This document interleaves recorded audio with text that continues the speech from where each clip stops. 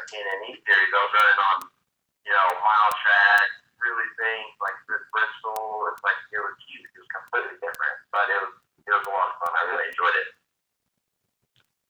So who is your crew chief over there at Rev, and what kind of sponsorship do y'all have for the year?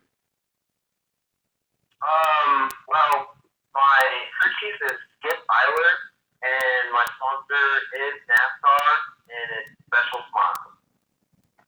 Special Smile. What is that? Special Smile is it's pediatrics for kids. Okay. Yep. So it's pretty cool. So what got you into racing? I mean, was it your father or uncle, aunt? It was actually my dad. He was taking me to this little go-kart track, and he's like showing me the line around the track and stuff, and he would actually press the gas pedal and the brake, and I would steer because I was so short.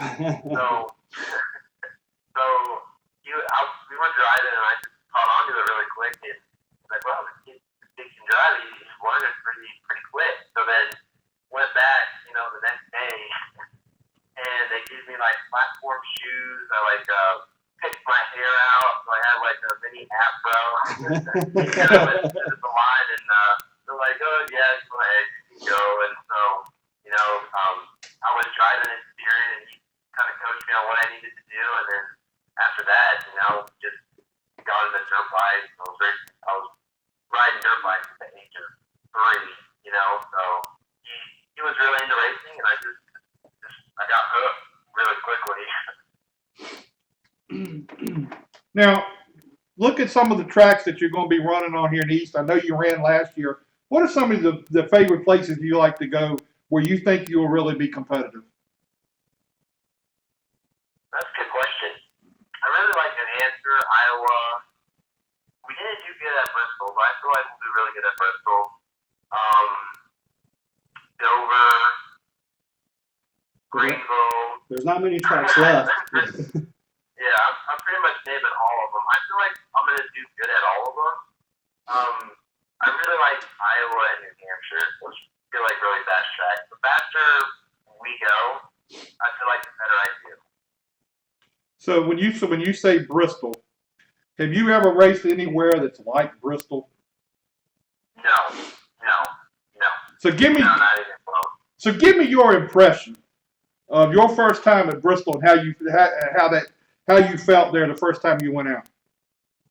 Oh my gosh, the first time I went out, okay, check this out. So I went onto the track, and my crew chief said, all right, you're going to just ride on the bottom of the track, on the apron, and just break your brakes in. So I was like, okay. So I rode on the apron for about 2 laps, and then I went onto the track, and right when I went on the track, I probably didn't breathe for about 3 laps, and I got lightheaded and So, to experience that, and then get out of the car, or just come in, take a breath, and then go back out, I thought was really cool. There's no track like Bristol, and Dover is insane too. It's like they have their own characteristics, and they're just each one you go to is a different monster, and you got to tame it. So I really, really enjoyed going to those faster tracks. That's funny about Bristol. I know a guy named we call him Bob Jr. Bob Ingram. He ran in the Busch Series. He said his first time at Bristol, he said he come back in and he said, what do we run? He said, you're 2 seconds off. He said, you mean 2/10? He said, no, 2 seconds. He said, I didn't realize how far you could drive it in the corner and how hard you can get off the corner of that place. Now we're up here near Langley Speedway where you did the combine. What do you think about Langley Speedway? That's a different type of track too. Yeah, I like Langley. It's short track. It's small. There's hardly any banking. You got to save until the end. It's a little, roughing each other out of the way. I feel like it's kind of a one-groove track. I like it a lot. It's a good racetrack, good racing. It reminds me of kind of the track we raced Columbus. The straightaway. It just feels like it's a big circle. Yeah, well, the front stretch is the right front never really unloads on the front stretch at Langley. The back stretch has a little bit of a straight, and that's about it. Yeah, exactly. It's not too much. Yeah.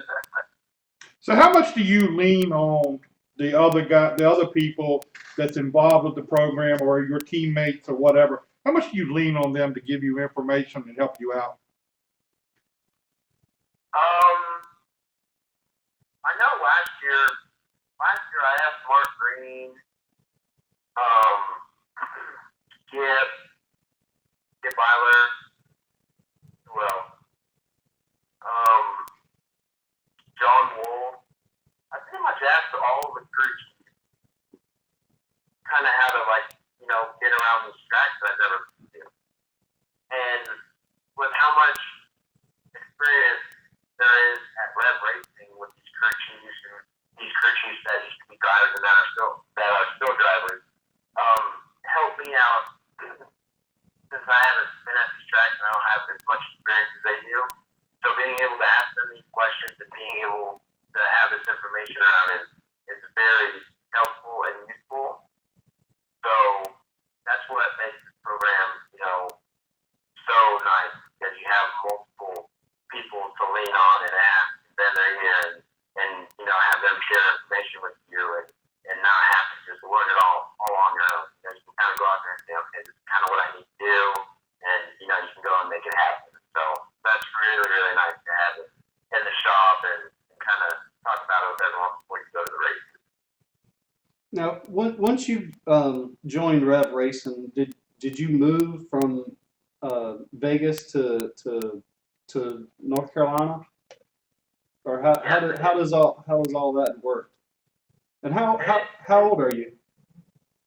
I'm 23. I just turned 23 March. Okay.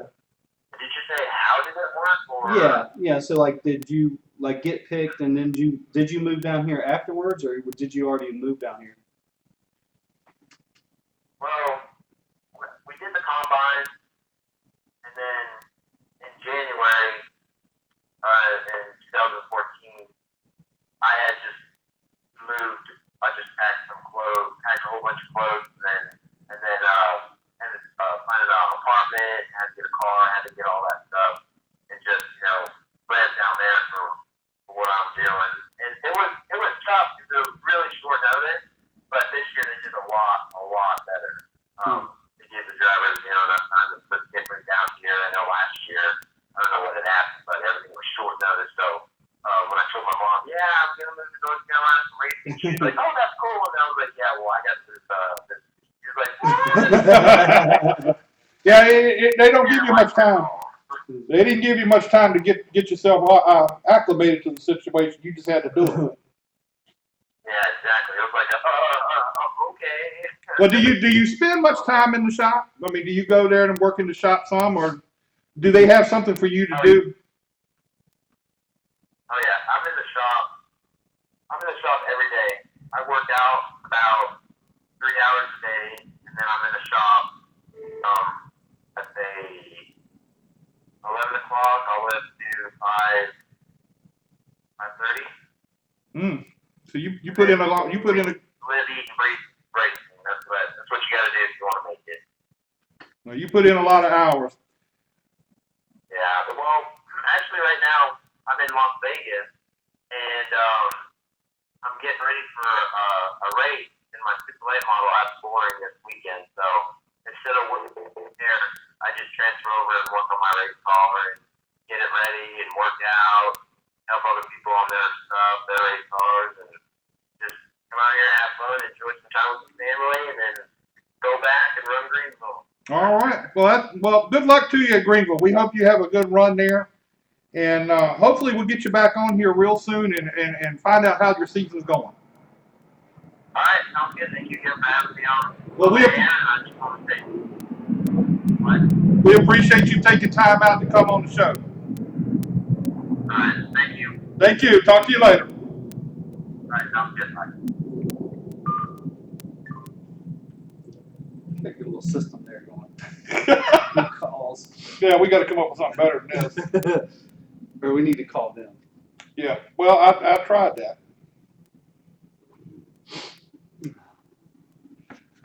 Our next guest, hopefully we'll have him here in just a minute.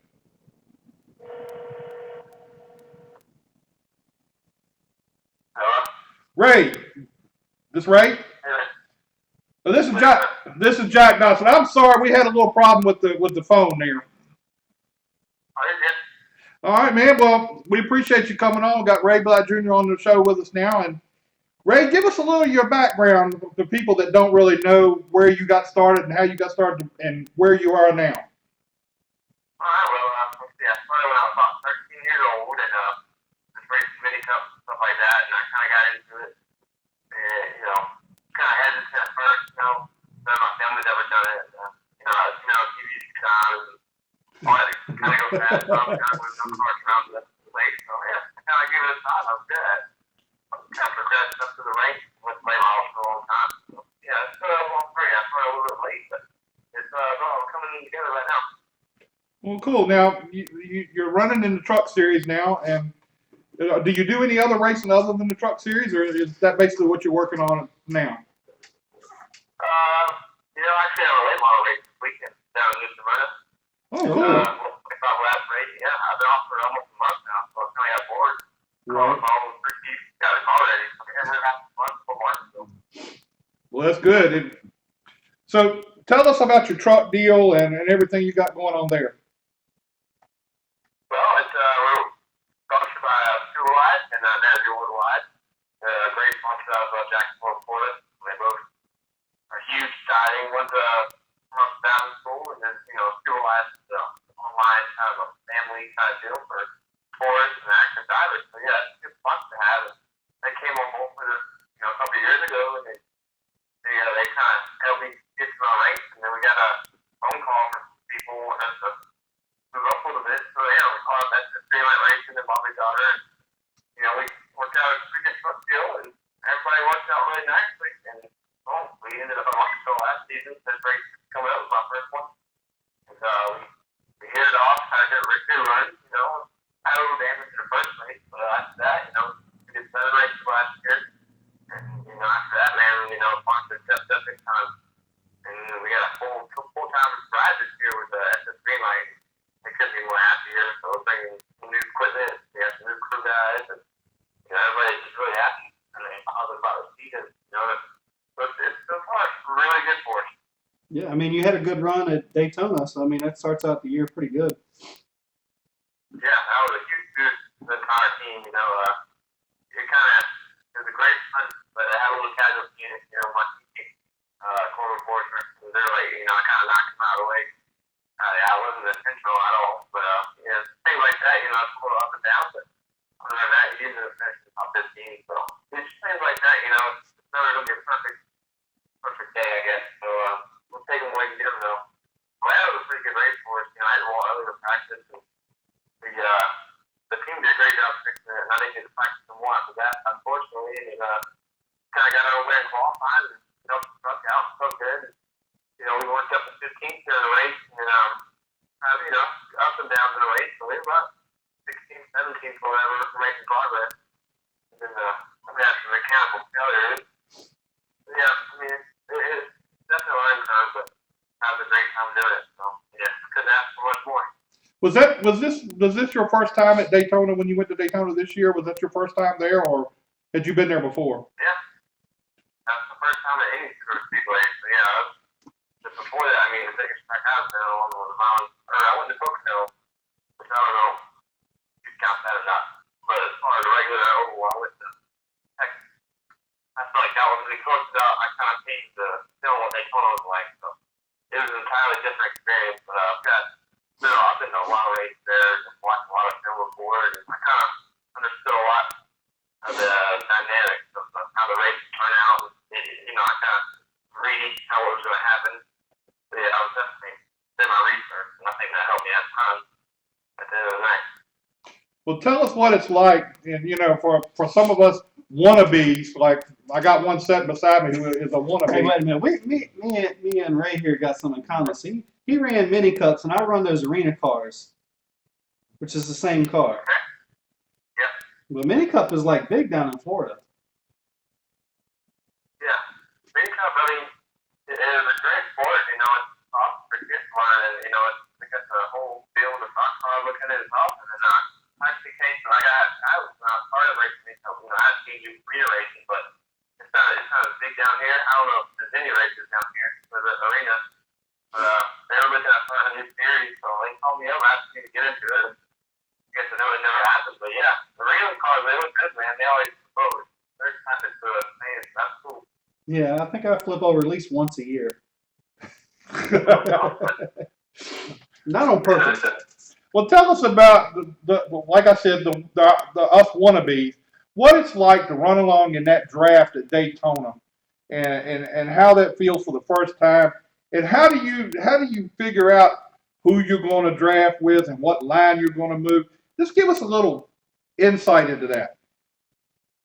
I'll tell you what, man, the draft is something different, you know, it's very sensitive, you know, if you're sticking out a quarter of the way, you know, your nose is, I mean, you're just going to lose so much time, and the biggest thing, like, when you're racing in it, you know, when you're on the bottom, I try to feel the bottom as much like you, once you're running it, that's where you want to be, you know, you just stay on the yellow line, and kind of stay in the pile, and, you know, the other big thing part when I was learning is the braking, you know, you never want to let off, but you want to drag the brake, you kind of have to judge, you know, if you're coming up, pulling up on somebody really fast, not get the brake too much, so don't pull away from you, you know, big gap in front of you, and it'll just make a accordion effect, and you don't want to do that, so you gotta definitely have good judgment, figure out how to stay on the tail, and then, you know, when you get in your last car, or the last truck on in the line, you know, that's really hard if somebody's behind you, because then it's anything you do that you can jump out inches, you know, it just pushes you back, and that's the hard part to learn too, and then the other thing, you know, but Hello? I hear it. Oh yeah. Yeah. Okay. Go ahead. But yeah, that was another learning curve, and then, you know, when you got faster trucks coming up behind you, you know, trying to jump in behind them, that's pretty hard too. You gotta be able to judge it at the right moment and not be able to take them at the same time. So yeah, there's a lot of things to learn. You know, I pick every minute the fastest thing off on and just don't get everything in because, you know, the race is a totally different animal, so maybe both of them really, because, you know, the race, you know, you're running 3 wide, sometimes 4, and, you know, you got the trucks are moving around, and, you know, the air's pushing you, and, you know, it's a different beast. There's nothing else like that in racing, I don't think, so it's fun to learn, though, and I'm ready to get back to it already. Yeah. So who's your spotter? Seriers, he's my spotter, he's a great one. He's the spotter for Pulmonard, the Cup Series, so he's a great man, you know, he stayed in my head the whole time, told me pretty much what to do the whole time, and yeah, I mean, sometimes like the wreck, you know, you can sit there and scream at you, but there ain't much to do about that. So. Right. Yeah, Stevie. Great job. Stevie is one of the. I worked with Stevie.